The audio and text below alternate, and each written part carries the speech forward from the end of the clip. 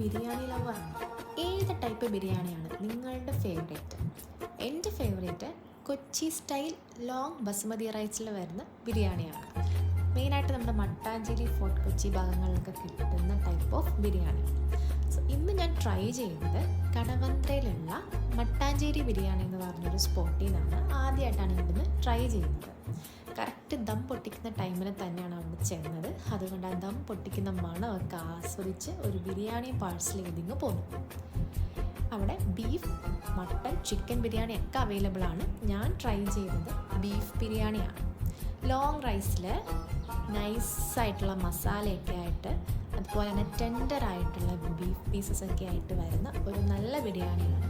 So ഒരു Kochi style biryani fan ആണെങ്കിൽ തീർച്ചയായിട്ടും നിങ്ങൾക്ക് ഇവിടുന്ന് ട്രൈ ചെയ്ത് നോക്കാം.